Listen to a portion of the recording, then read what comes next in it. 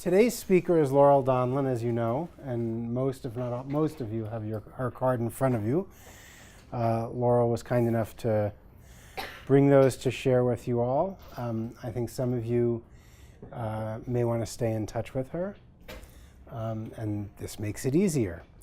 I will just share a very brief introduction. Laurel has asked me if, rather than having the same format that we typically do, where the speaker just talks at you and does Q&A, if maybe she and I could have a conversation. So, and then so I'll be more like Oprah,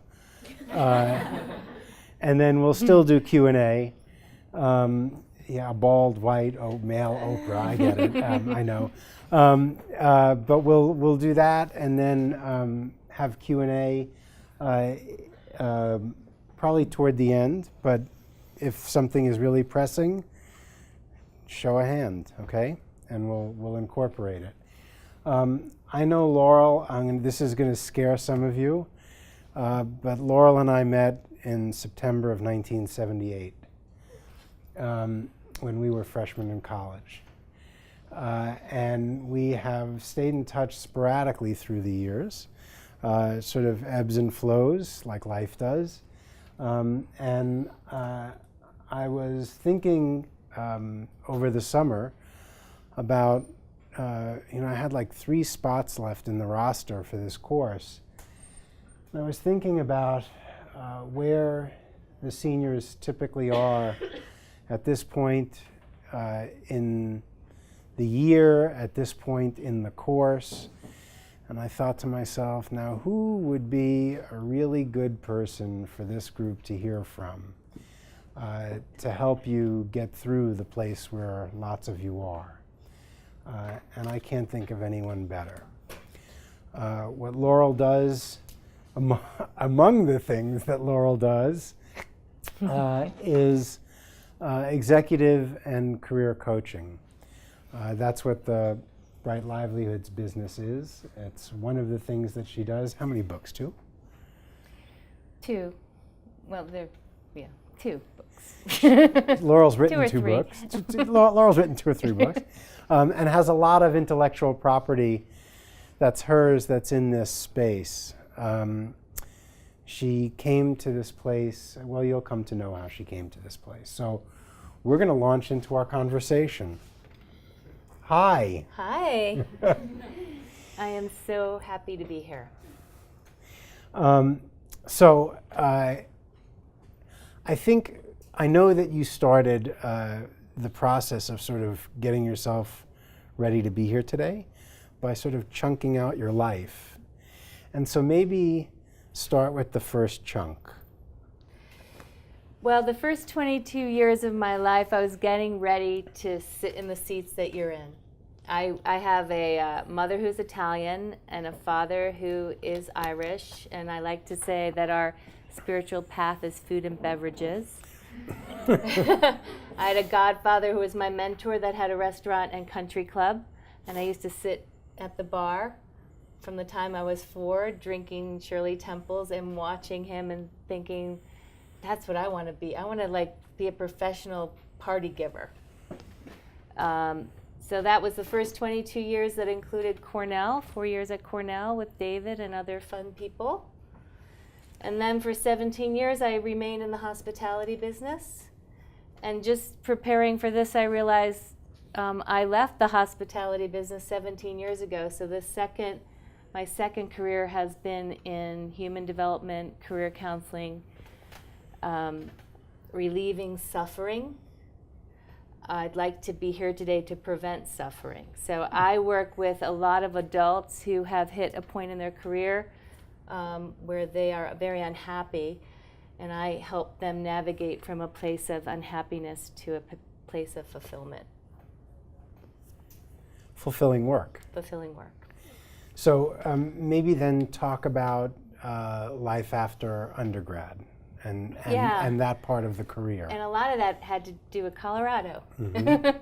So one of the things I want to emphasize is that I know you probably have a lot of pressure on you right now about getting the right job, and I would like to relieve that pressure. If you don't remember anything else I say, have a lot of fun between now and graduation, number one. Get a job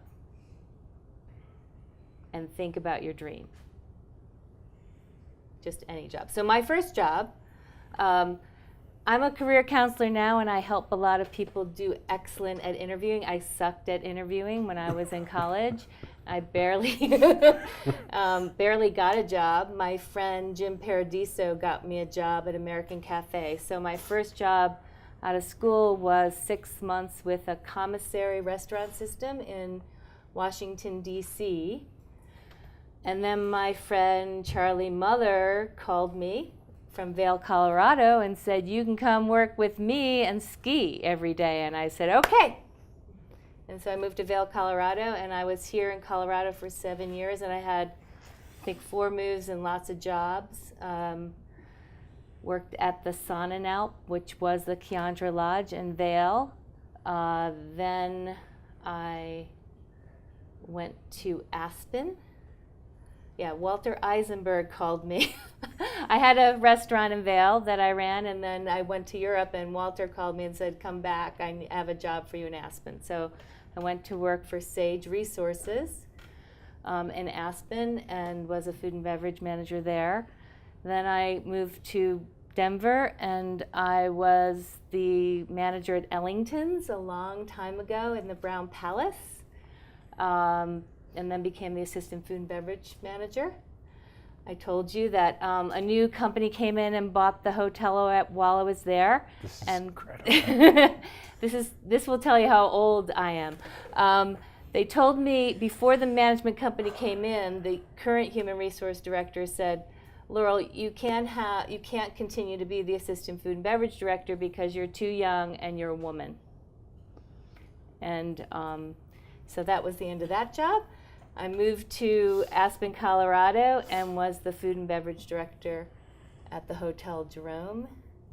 And then How old were you when you had that position? I was in my 20s. So I did all of this so far in my 20s. Like 28, 20. 28, I think. Yeah. And then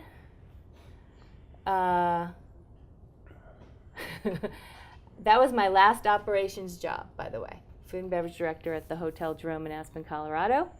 I went to New York, and I got my first consulting job through a friend who I went to school with.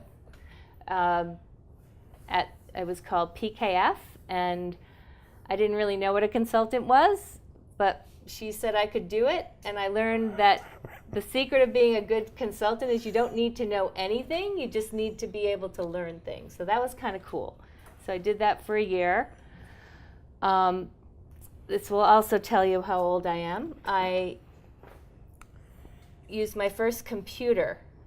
Like, we used to write our reports by hand, and we had a floor of typists that would type all of our work. And while I was at PKF, I learned to type. Because in college, I had paid people to type for me because I'm a terrible typist. I've written 3 books, and I'm still a terrible typist. But so I worked at PKF for a year, and one of the clients hired me, stole me away. So I went to a startup, and I was a co-founder at a little company called Medallion Hotels that was owned by someone named Chuck Feeney. I want you to know Chuck Feeney. I'm not name dropping. I want you to know Chuck Feeney because he was a pioneer in social impact business. And if you haven't, there's a documentary about him called The Millionaire That Wasn't. And it's a great story. He also went to the hotel school at Cornell, but diversified his ability to impact lots of businesses. So my last hospitality gig was vice president of human resources at a hotel management company called Medallion Hotels in New York City. We didn't have any hotels in New York. We had a great office. We had 4 hotels in Texas, 1 in Louisville, Kentucky, 1 in Chicago, 2 resorts that we worked with in Micronesia, and a hotel in Ireland. And to me, like when I remember visiting you when you had us visit you at the Seelbach in Louisville. And I remember this from visiting you at the office at Medallion, that it seemed to me like you were really the chief culture officer for Medallion. So talk about what that kind of role means and why it's important. It was a super fun job, and our president, Fred Eit, who had been the president of Rock Resorts, so he had this very high-end boutique resort company, was 60 when he started the company. Our chairman was 70. Our chairman had come from Hilton International after taking some time off retirement, came back to work. And their vision was they wanted a company where their employees would be happy. They're also very hardcore business people, and they had a very savvy investor in Chuck Feeney, but they wanted someone to come in and help them create a culture where the employees would be happy, knowing that if the employees were happy, their customers would be happy, and their investors would be happy. But it was really from the inside out. So I had never worked in human resources. They liked that. They liked that I was an operations person, because they, in their words, said human resource people don't really know how to get things done. And we hope that you will. So I was up for that job against 5 other people that had a lot of human resource experience. I convinced them to hire me because they liked my ideas. So I came up, as part of the interviewing process, I came up with a whole critical plan of how they would create a company from scratch where their employees would enjoy their work. And we pretty much executed on that plan. I was there for 7 years, and they sold the company after 7 years. So my role was to figure out how to make employees happy, and along the way realize that that really takes making managers great. You know, hiring great people and developing them. It's hard to have happy employees if you don't have savvy, empathetic managers. So other than hiring the right people, what were some of the things that you did in that plan that you executed on? There were actually 6 areas. I still remember them, I hope. You'll see if I remember them. So hiring was broken down into how we recruit people and how we screen them. And we tried to implement some innovative things. I mean, one of the things we did was just, we believed in nepotism. So if we hired someone that was great at their job, we asked them if they had brothers, sisters, cousins, and often brought those people in. So hiring, screening was really important. So for example, if we hired a restaurant manager, we would have them sit in the restaurant for a day and take notes and write us a report about how they would make the restaurant better. And that really helped us screen people well.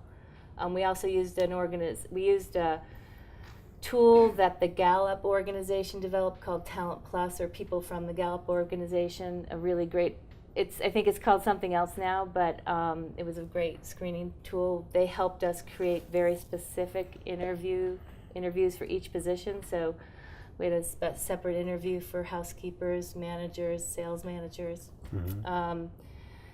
So orientation's really important. You know, I think at Disney they spend 2 weeks orienting people. We didn't have a budget for 2 weeks, but we did about a week of really good orientation. Then training people. We had this thing called MTV, which was Medallion Training Vehicles. Yeah, Medallion. Like, this is really good for my memory. At that point, there was a lot of paper. I'm actually working with a restaurant group right now, and I'm telling them, don't create any paper for your training materials. Do everything on video. So I would, but have standards and communicate those standards in an easy way. We had a great reward system. Everyone in the company had profit sharing after a year. We did a lot of measuring general managers. So they were incented on turnover, employee satisfaction surveys, and profit. Mm-hmm. So we integrated a lot of what we did. Mm-hmm. Education. So we had something called Medallion University. Thank you, David. So we had even though we were a small company, only 1,200 employees, we had a whole education track that everyone was enrolled in, and so there was, an education track for if you were a line employee, you wanted to become a supervisor. There was a track for that. If you wanted to become a manager, a director, a general manager, an executive. So, lots of stuff. Mm-hmm. So how did you come to, from that experience, because, I think at any moment we are the sum of our experiences, right? Yeah. And in life. So maybe how did the experiences you'd had to that point when Medallion was sold,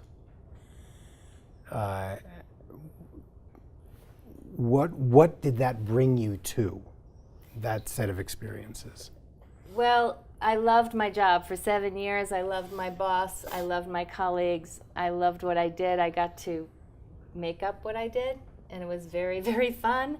And so when we sold the company, although I was handed a big check, which, I wasn't officially an owner. I just worked for really ethical people who felt like I contributed. Apparently, I was pretty naive. I thought that a lot of people did that, but not so. I happened to be working for really amazing people so they handed me a check. So I had a little bit of time to figure out what I wanted to do. I didn't see on the horizon a hospitality job that would be that interesting to me. Mm-hmm. I also, in that experience, I loved creating a healthy culture. But what I really, really love is helping an individual figure out what they're going to do with their life and their work and impacting that family. So I had an idea about Bright Livelihoods, and when I left Medallion, I actually cried at a dinner that they gave and said, "You guys have ruined me for working with anyone else. I have to go start my own company." And you took a step sort of before you did that, and that step was to get yourself more education. Right. So I went, and this was really good for me. I went to Columbia University at Teachers College and got a master's in organizational psychology. And the best thing about that was, and David knows me, undergrad, I wasn't the most studious person, and I didn't focus on academics.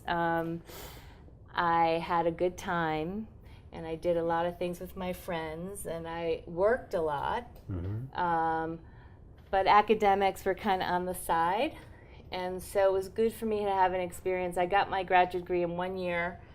I focused on it. I took it seriously, and it was actually good for my confidence. Like, I was like, oh, I'm smart after all. I didn't know that about myself.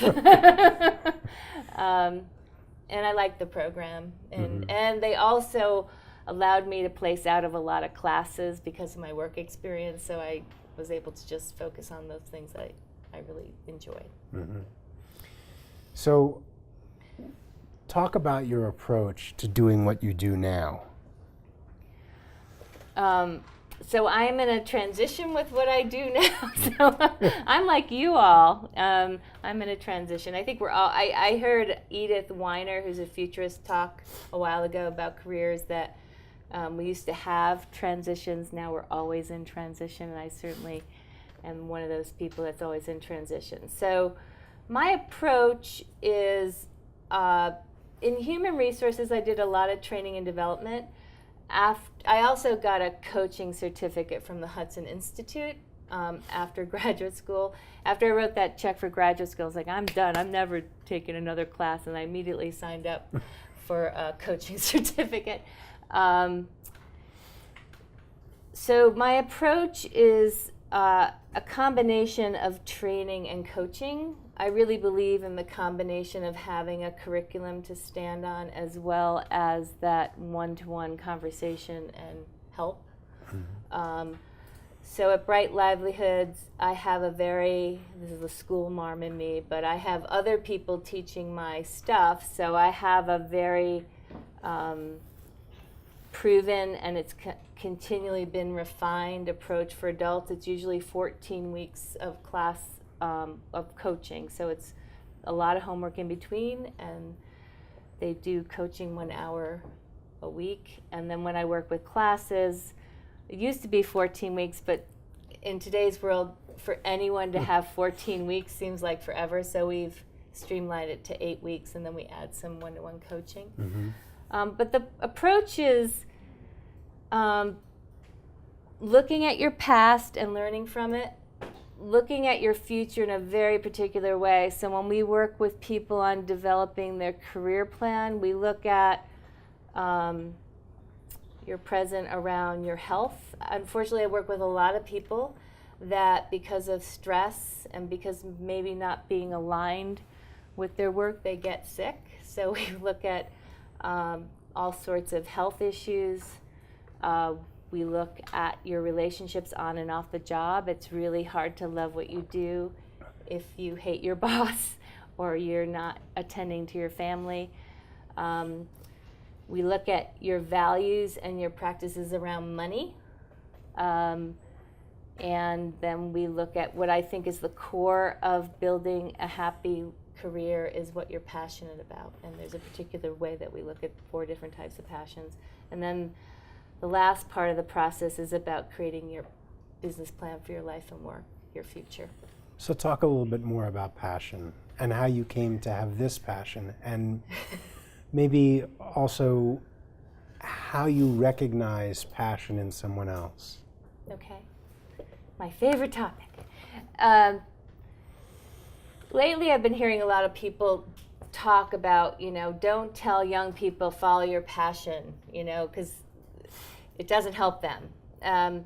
But I do think if you plug into more of what that means, it's essential. It's so essential. So the way that I define passion, it's those things that ignite you, and there's 4 different types. So the first is your curiosities.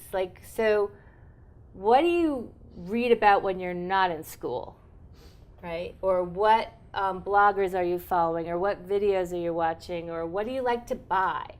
So what are you curious about? And it could be about learning and academics, that's great. But having a long, happy career is so much more about what you're interested in learning than it is in what you already know. And I tell my adults, my older adults, if you're not reading the blogs that have to do with your industry or the academic journals, you're not doing the right thing, right? Especially if you're a doctor and you're not reading the academic journals, please do something else. So curiosities. The second thing is really important to start discerning at this age, and that's the difference between your skills and your talents.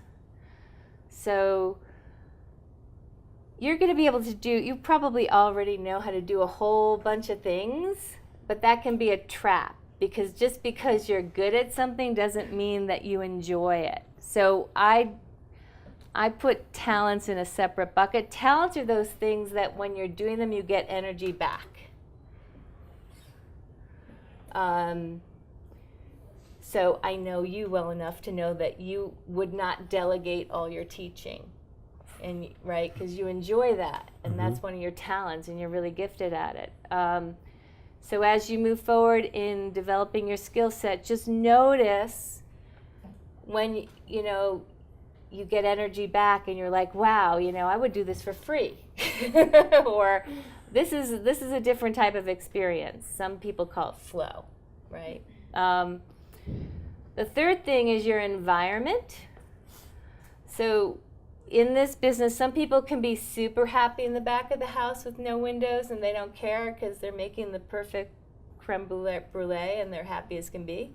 And other people need to be working in Aspen, Colorado so they can see mountains and trees. So the environment piece is what what ignites you around what's going to be at work already? You know, do you need windows? Do you need your dog at work? Do you need inspiring leadership?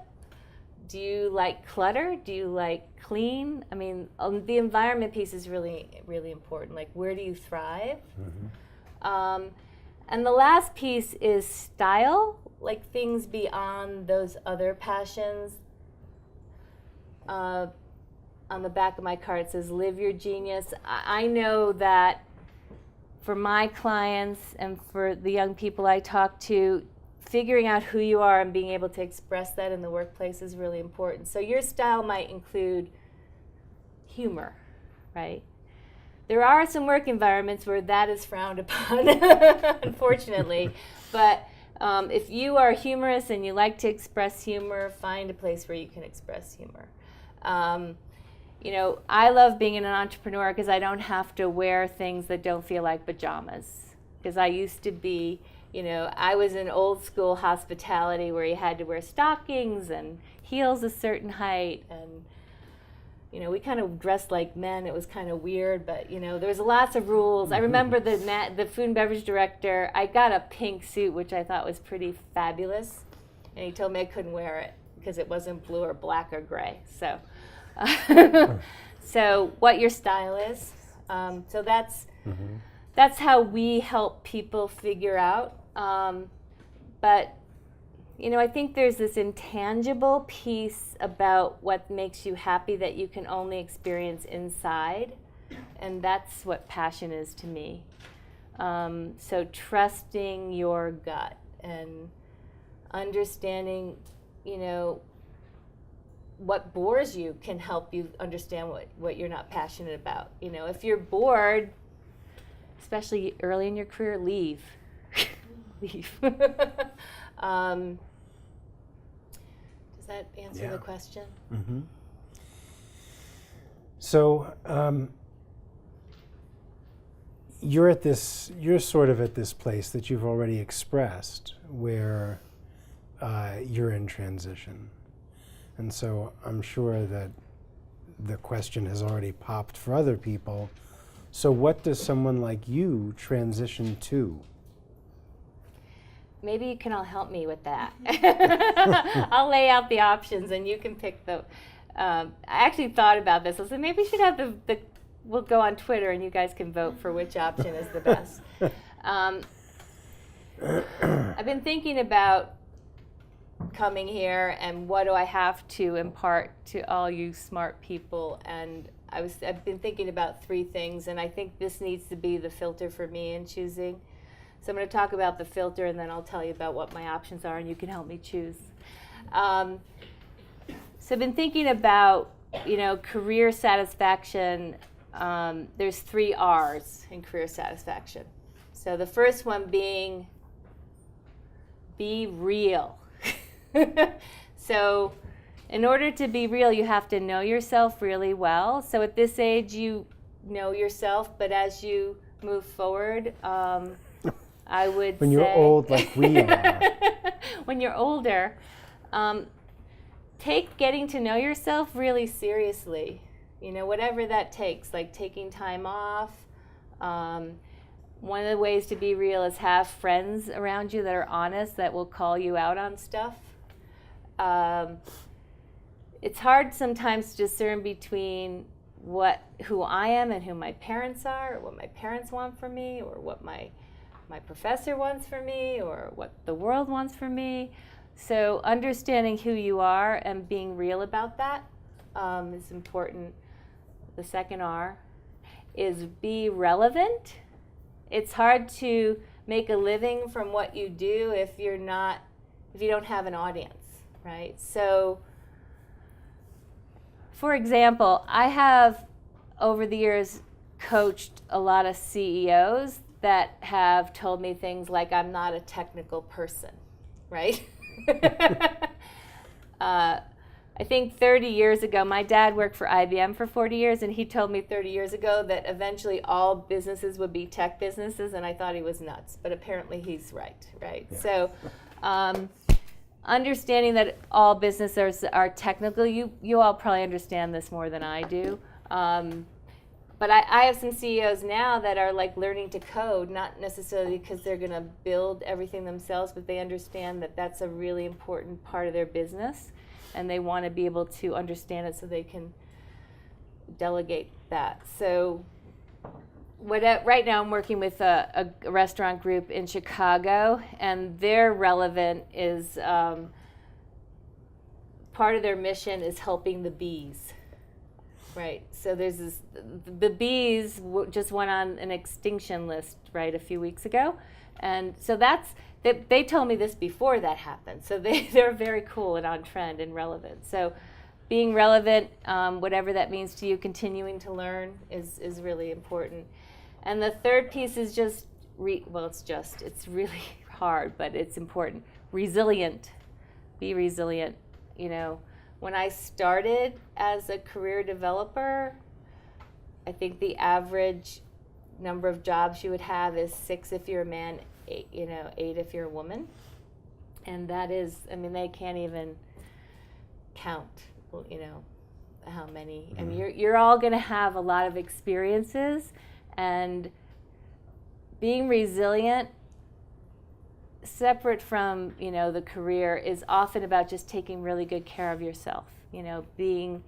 Drink enough water, get enough sleep, do things that make you happy, have a great support system around you, friends and family. So looking at that lens, back to my transition, I've created a lot of IP around career development over the years. I've actually I have a program for 5 to 12-year-olds called, it was called Kid Book Camp. We've published 100 books with children 5 to 12 years old. And the idea was to help them find their own voice. So now that's called Dream Books. So that's one project. There's a high school program that's now called Dream First that I developed with a principal in New York City. There's Dream Big for college students.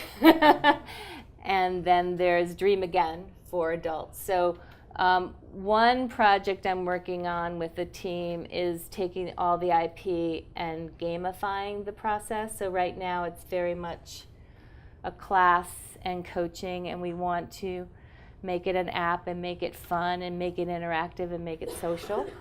So that's taking Bright Livelihoods, the brand now, and making that into a new brand called Careers Inside Out.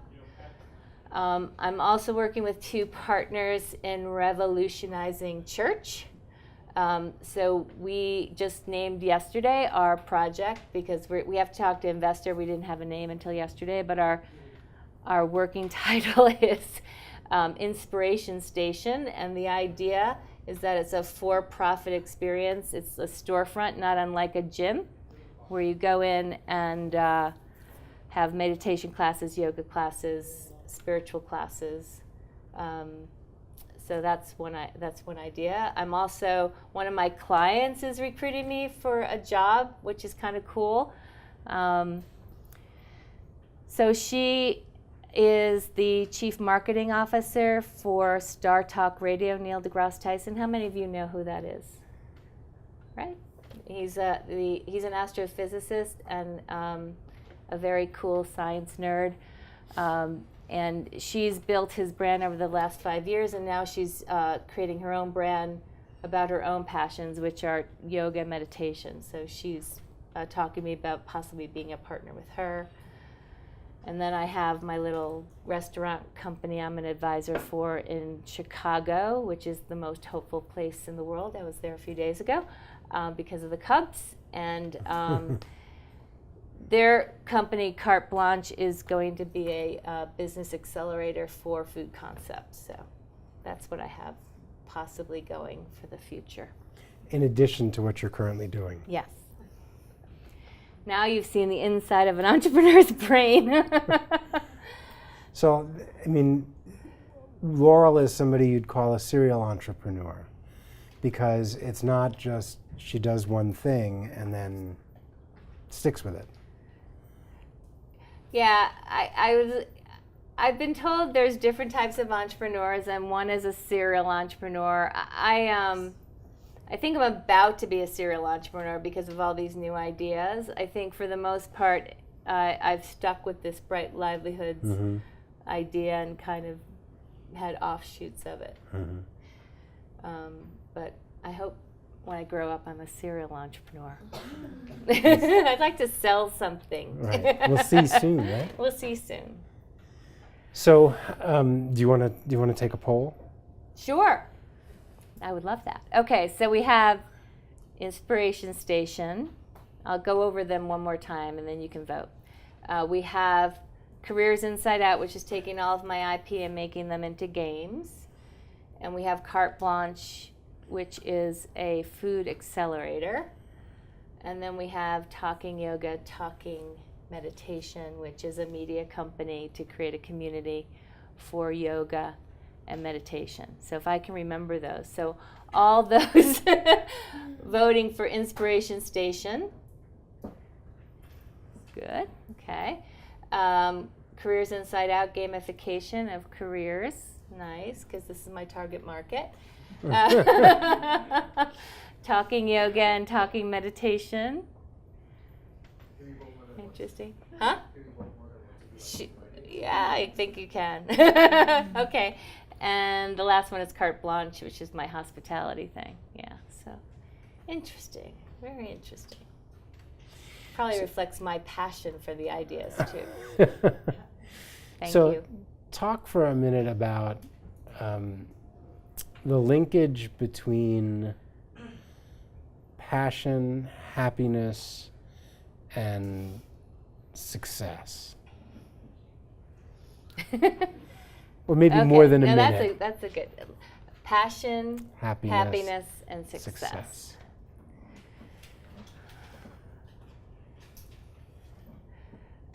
That's a great question. You've stumped the person who doesn't get stumped on these things. Let's start with success. I think it's really important that you, as an individual, define what success is to you with yourself and write it down. Like, it needs to be between you and you. And, you know, it can look like I want a job that I'm outside as much as I can be. Or it can be, I want to start my own restaurant. Or, you know, I want to be part of a growing company and make an impact there. So it's important that you won't feel successful if you haven't defined it. And it needs to be revisited, because in different life stages, you're going to have different ideas about that, especially if you decide to be a parent, or if you have a parent that you need to take care of. And you're going to know yourself. You know, who you are today is going to be different in 5 years. So I think it's really important to define success for yourself and try not to. It's really going to be hard because you're in this amazing cohort. Try not to compare yourself to other people in your cohort, because you know, what makes you happy is so individual. So success, I think the link from success to happiness is whatever happiness means to you should be part of your success profile. You know, for some people, and I don't judge you for this, if this is, you know, it's how much money I have in the bank, you know, really makes me happy. You know, I had a client who wanted to change careers entirely, and he had, you know, $990,000 in the bank, and he was waiting to change careers until he had $1 million. And he did, and he's happy, you know, but that's his, you know. And I've had other clients who had like 2 weeks of salary in the bank and made, you know, quit their job and figured it out. Happiness, it's similar to success, you know. It's a very personal thing. I think passion doesn't necessarily tie to happiness or success. Okay. Because your passion can be building a community garden, right? Mm-hmm. And that's really what ignites you and lights you up, but it may not be your measure for, sometimes they're tied together and sometimes they're not. You know, I work with people who are very clear that their passion is, you know, making the lives of their kids the best they can be, and that is honorable and that's enough. And then I have other clients who, you know, if they can't paint or create something or make something, it's like they don't have air, Mm-hmm. you know. Yes? I have a question. Sure. Do you believe that passions are innate or can they be developed? Both. I think there's some data in my experience that some are, you know, Picasso started painting when he was 6 or something, you know, I think he was born with that. But I want to ask David, because I've definitely have new passions that I learned from other experiences and other people. Like when I was your age, I didn't know what social impact businesses were, and I didn't really care because it wasn't part of my experience. I just, you know, my dad worked for IBM, and my mom was a housewife, and I went to Cornell, and it felt like everyone just wanted to make a lot of money. Mostly. And then I met Chuck Feeney, and he taught me about, you know, you make money so that you can give it all away and impact and build hospitals and things like that. So I think Chuck Feeney, just so you know, I'm Yeah. sorry, Laurel. Chuck Feeney, just so you know, was the guy who started duty-free shops. those things in the airport. So he built a pretty big business, and then his goal was to give it all away. He did it for a long time anonymously, but now that he had someone write a book and do a movie, I can talk about him, which is kind of fun. But there was years where I couldn't talk about. He wanted to give all his money away without people knowing where it came from. Did that answer your question? Okay. Yes. Just like you see what you want today is totally different is what you want in 12 years later. So if you just find out one day, so your passion is totally different is what you want. Just find out what you do with not what you like. So what will you want to do in that time? So let me see if I can rephrase. Your passion leads you to do something tomorrow, but 10 years from now, you might have different passions, but still be doing something related to what you were doing beginning tomorrow. So what do you do then? Is that close?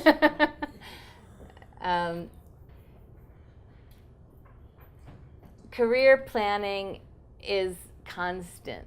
It's not something you'll do now for the next 5 years. It's something you probably need to revisit every month.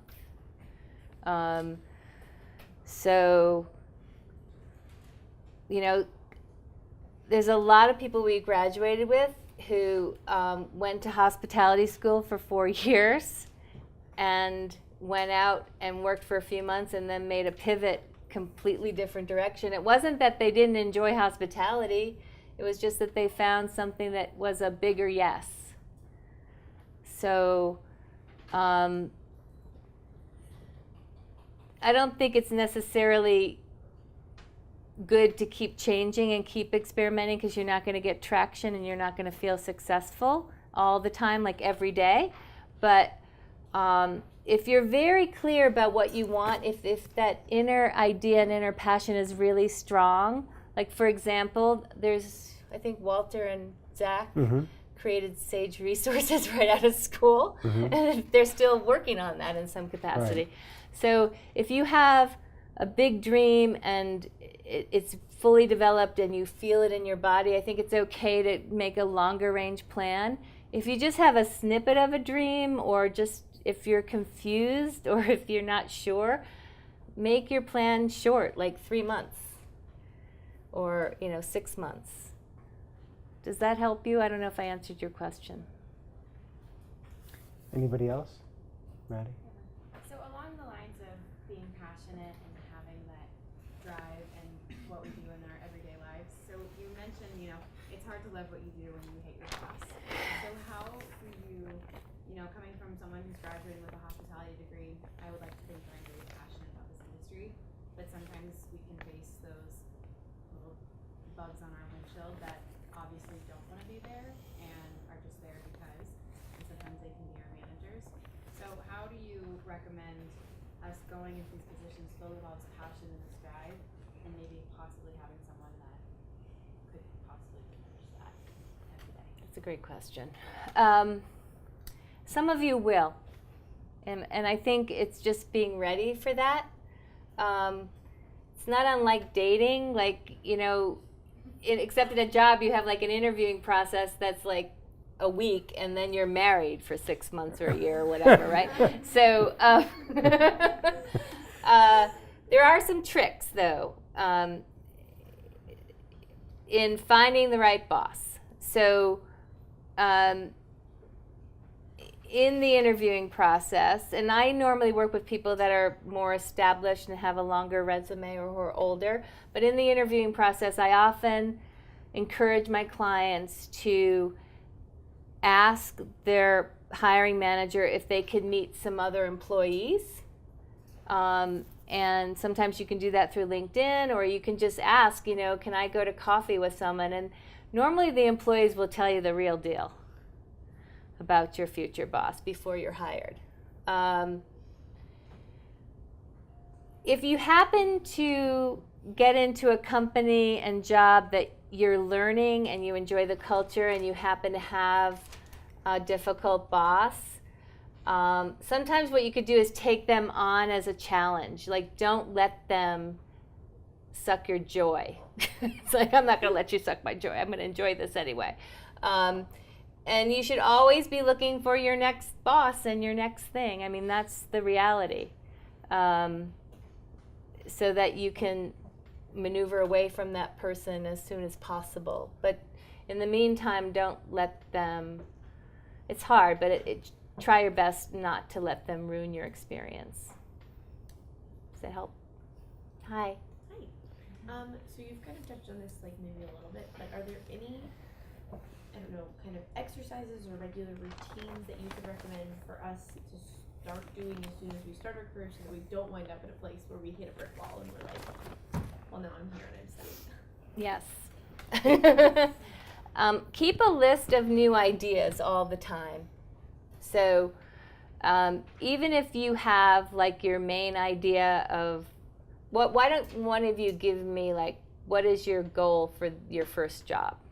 Does anyone have a goal they want to share? What more than just having a job? Okay, well, just having a job is plenty good, right? But I thought maybe somebody might have I want to work in a ski resort. Yes. I want to be out of the country within 18 months. Awesome, right? So if you don't have something like that, let's start that conversation today.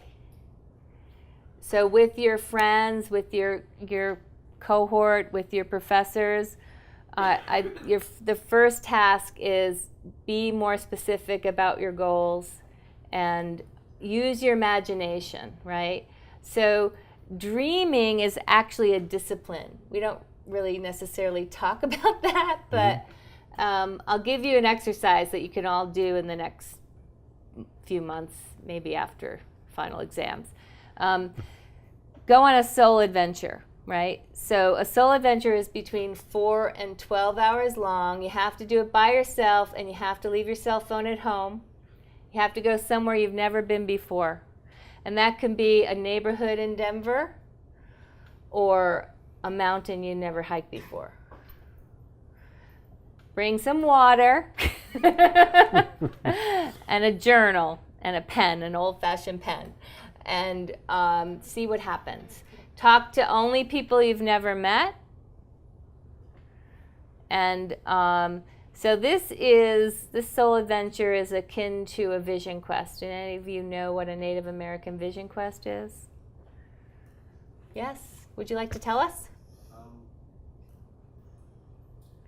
Okay, I'll try. Yeah.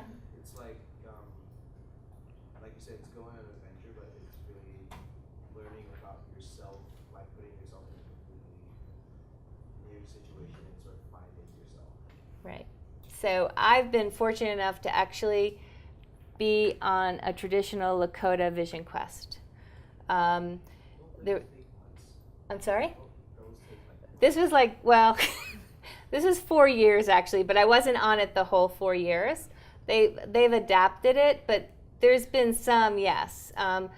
Most tribes in the United States have a form of vision quest. I went on a vision quest, started it after graduate school, and it would look like this. 1 week, I had to go out into nature for a week. The first year I was sent out to a spot all by myself. Other people knew where I was, but I was by myself in nature for a day. And then the second year, 2. And the third year, 3. And the fourth year, 4. And you pray, fast, and meditate that whole time. And the idea is to ask the universe for your vision, right? I don't recommend this for most people. I have a real talent for doing nothing.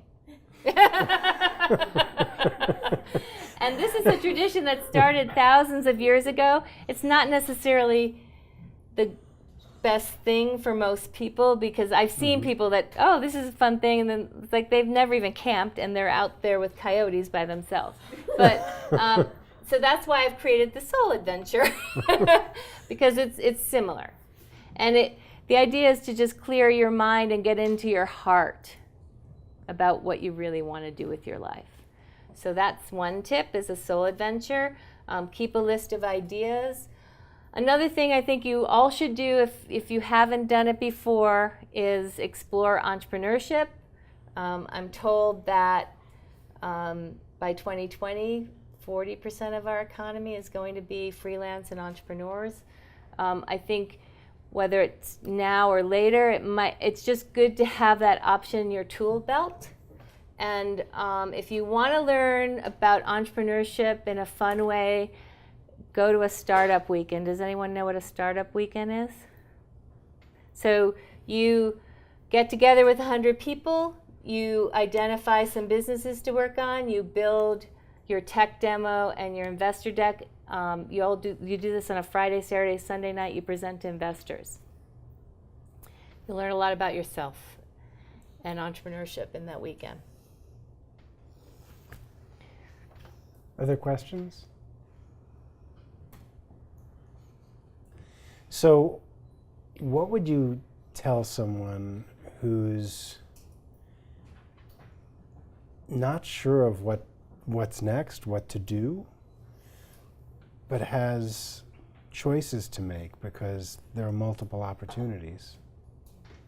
How do you pick the right thing? The first thing you do is you're grateful for options. Just kind of sit in that. I think it's, we talked about happiness, and we know that there's a lot of research around people that are grateful are happy. So number one, just be grateful for the options.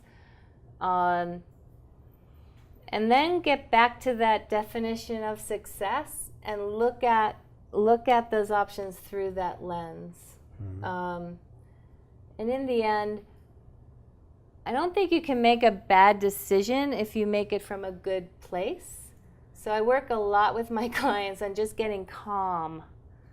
If you're making a decision from fear or anxiousness or pressure, my experience is those aren't the best decisions.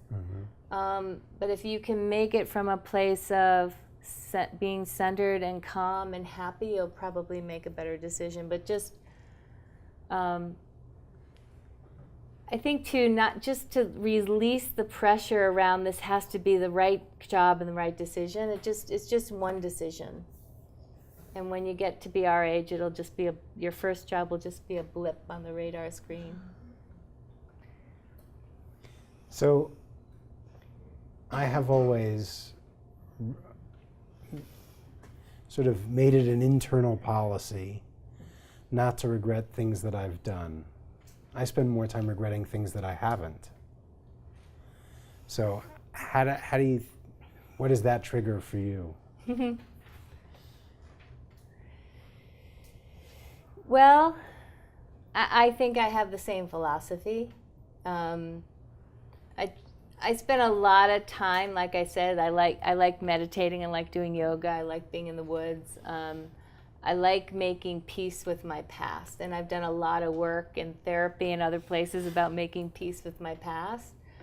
And at the same time, I don't want to regret the things I haven't done, so I highly recommend do something terrifying every year. Just to develop what I call courage muscles.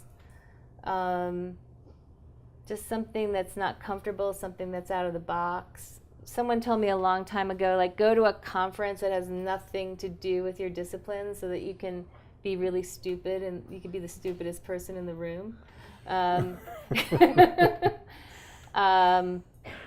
Yeah, so, and I just want to say, like, everything is going to be okay. Like, I do believe, and I have enough experience with lots of people with lots of different careers, that for every problem there's a solution. Go ahead, Mary Grace. So just going off that, what was the most terrifying thing? Well, no, I'd love to share. 25 years ago, as a hospitality executive, I got sober. And I gave up my friend called alcohol. And that was pretty terrifying. And because I thought that I was going to have to give up this business, which I love dearly. And I ended up being in this business as a sober person for 6 years and having, like, the best part of my career. So that was pretty terrifying, but it worked out. It worked out well. You know, I always say I drank enough. I drank enough in my 20s, so I didn't have to continue. So what do you want this group of people to walk out the door remembering, thinking about, guiding them?